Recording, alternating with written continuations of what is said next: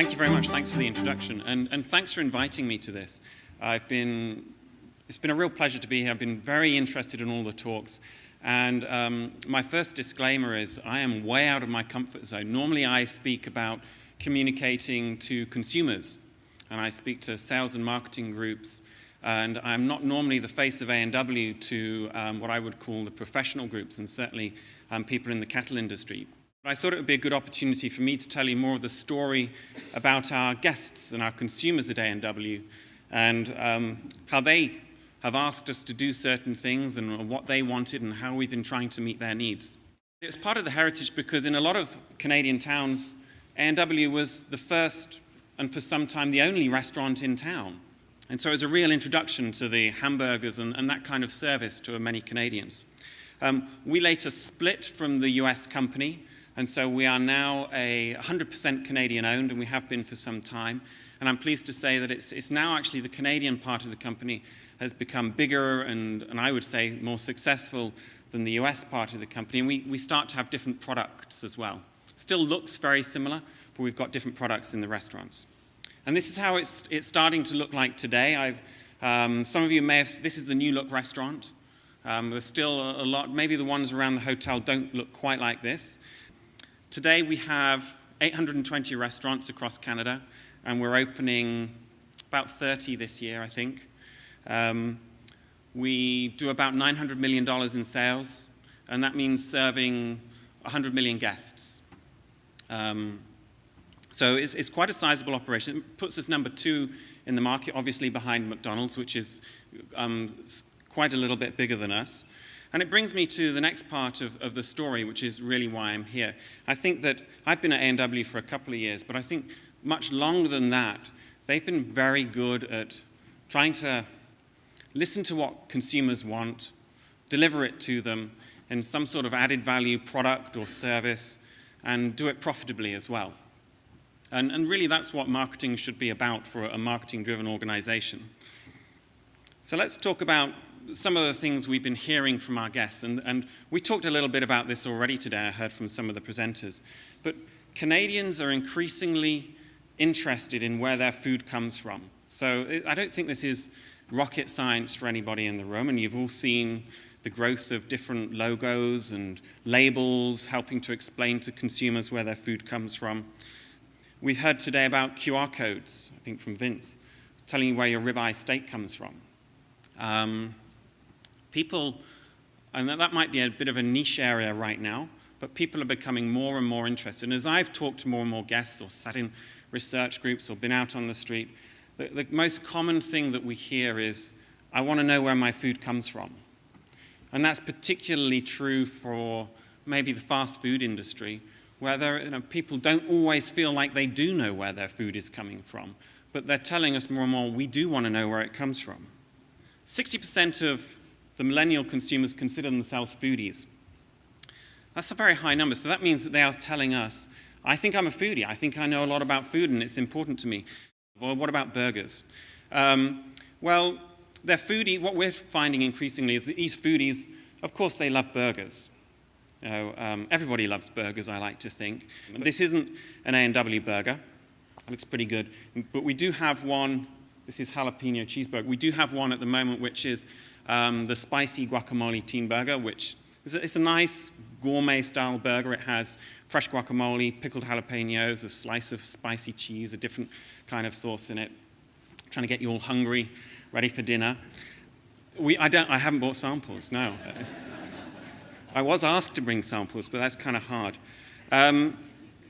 So this is a specialist kind of burger. But what about the typical burger?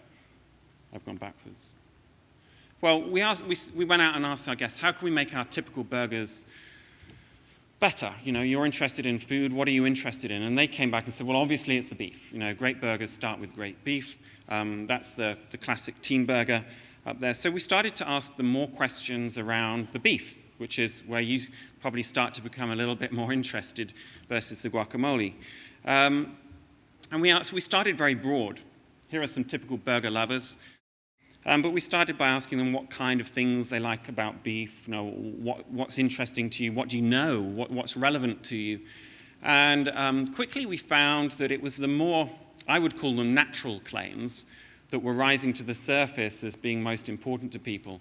We actually thought when we were going into it, it would be a lot more taste-orientated claims like steak cut or different cuts of meat or aged for 21 days, something that would really improve the eating experience. And while those are important, we found that these more natural things that people were thinking about were more important to them. So this is a question, I'll spend a little bit of time on this. This is a question that was part of a research survey done by a group called Technomic, and they do a lot of research for the food industry. So they're independent of A&W, and anyone can look at that research or buy it.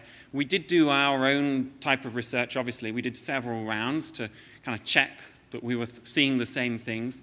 So this one question was, how important or unimportant are the following for the meat used to make your burger patty at a restaurant? And they've added the two scores of very important, extremely important, important to give you a top 2-box score.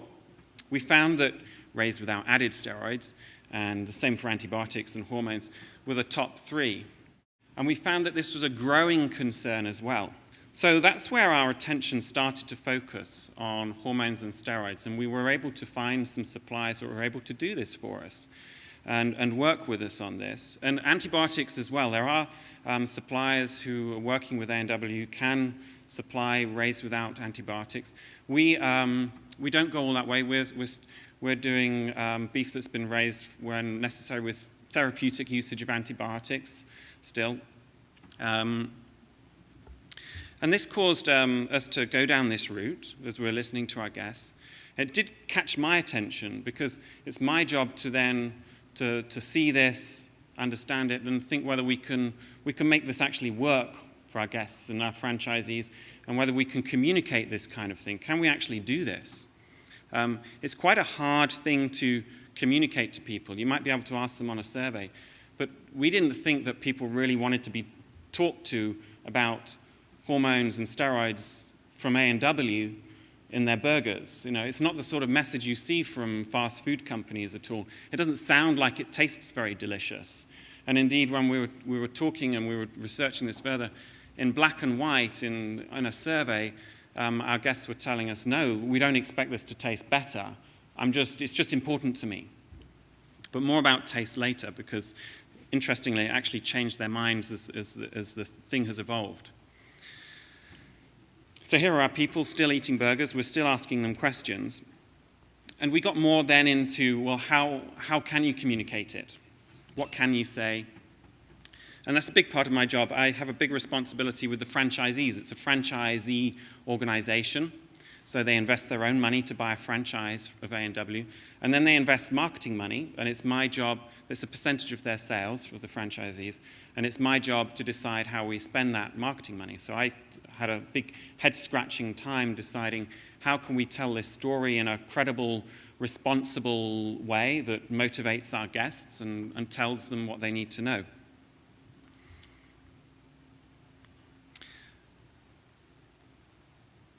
And what we found was that using less fluff was actually the best way to go. I would use the word marketing fluff. But using real people was very important. Using the facts was very important. So not trying to change the way that it sounds, just giving them the facts straight up. Using real ranchers or real farmers if possible. The one person that wasn't real was our advertising spokesman, whose name is Alan, the manager who you've seen in advertising. And you know, people have grown up with him over the years and trust him immensely. I'm going to show you a couple of pieces. This is one piece of how it would appear. Our 100% pure beef guarantee, raised without any added hormones or steroids, no preservatives or additives. What we found was it was more what's not in the beef that was most important to people. One of the charts that, as we were looking at what's important, in the Technomic survey, they didn't put Canadian beef in there. I think they were looking for surveys that they could use internationally. But when we did our own, we saw how important, unsurprisingly, Canadian is to Canadians. And we're a Canadian company. And you know, quite simply put, we would love to be doing all Canadian beef.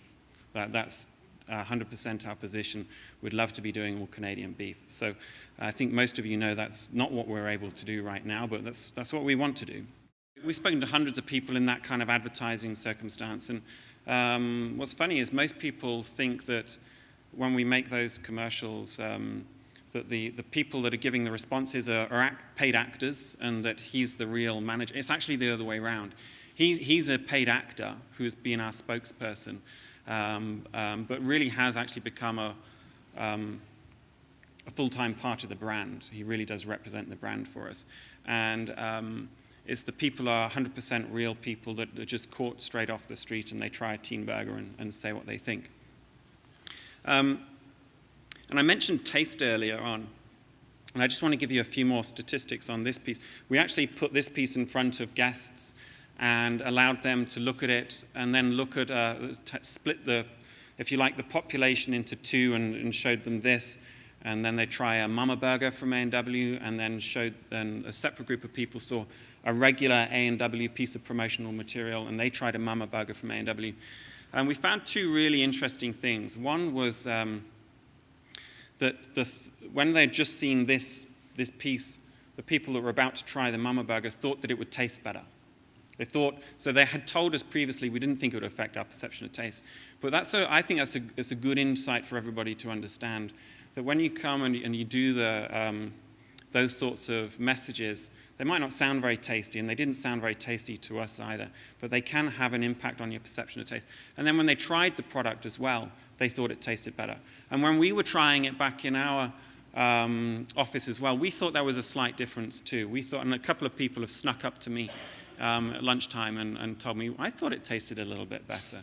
And the other, perhaps more crucial thing was, the people that saw this said they had, and then hadn't tried anything, but before they'd tried anything, said when you compared their scores of how likely they are to go to A&W, they had an 80% difference in their likelihood to go to A&W, which, I mean, I don't frankly believe that number, and it's proven to not be true that we had an 80% uplift in guest visits. It's been actually more like 5%, which is still, we're pretty amazed by. But the 80% number I share with you to say, it showed that we'd struck there was a chord that had been struck. This was something that people wanted to hear. It was something that motivated them, and it motivated them beyond actually what we expected to see. That was a really surprising number. So this has been going on, and we've continued to listen to guests, do a little bit of research. We're very interested in kind of the sorts of questions we would get. So we're running our Facebook and social media accounts, and we opened ourselves up to receive lots of questions and comments. Of course, I'm going to start with the good ones. Some of the things that consumers have said, and we did have overwhelming majority of positive comments. I've just become aware of your commitment to no added hormones or antibiotics in the beef you serve. You have now gained a new customer. Bravo. So we're not actually making claims about antibiotics, but that's what this consumer's picking up. Thank you for switching to beef with no added hormones or steroids. It looks like people raising the cattle are treating them properly and humanely. They've probably been on the website to see that. It's nice to see large companies making changes to keep their customers and communities. Thank you. The third one is, you're taking advantage of a growing trend for people to want to know where their food comes from and what goes into its production. You may be the first fast food company to actually do something positive for food, both nutritionally and sustainably. So there were some very positive things going on out there. And they're very close to actually what we were trying to achieve. I'm just going to share with you what the number one question we received back. We received all sorts of questions. The number one question was really the expectation from Canadians that they were already banned. And I guess that hormones and steroids were already banned in beef production. I guess this is coming from their understanding of the poultry and maybe the poultry industry, I guess. We spent our time answering all of these questions, and it takes up a lot of time. And what you find with social media, interestingly enough, is that people start answering each other's questions and sometimes getting into quite heated debates and arguments on your social media sites. But that did show us the level of engagement that we had with a lot of guests. So we've been tracking also not only our sales, so our sales have gone up by about 5%, which in a flat industry is really pretty remarkable. We've not seen, there's been no other thing that A&W has done to affect, and that's the same store sales number that we've been able to do, that has been able to create that sort of a change before. And the advertising that I showed you has been the most successful ever. And I share that because it's not our funniest. I wouldn't say it's necessarily the most entertaining advertising. I think A&W and a lot of people know that Alan chap as being very funny, and you might remember the ad with the helium balloon or the inflatable mama burger. And these weren't funny or entertaining, but it was the message in terms of what it was carrying and a kind of the importance of it that made these stand out as giving these good feelings about A&W. Was aimed at people like me, told me something new. And that was particularly important for us to see that this message was relevant and it was coming through. We're also tracking best quality beef. We wanted, by doing this, we were paying a premium. We are now paying a premium for our beef, okay? And our franchisees are paying a premium for the beef. So they were really looking to see what we were doing in terms of talking to guests and consumers across Canada to make sure that people realized that there was this premium added value product available. Otherwise, the reality is we'd have just been talking to ourselves and going through a lot of complexity. But this is and it's the same with the advertising. It's a tracking study that rolls on every month, and it ends up probably in a month, it talks to about 1,000 Canadians. So this is, and you can't quite see at the bottom, but it's by quarter. We very rarely see opinions of regular QSR fast food going Canadians shift by more than 1 or 2%. They don't really care a lot. They don't pay that too much attention to what they're being told. But we saw a massive and surprising difference. So these are other brands up there. There's Harvey's and Wendy's are two brands that are known for having good beef.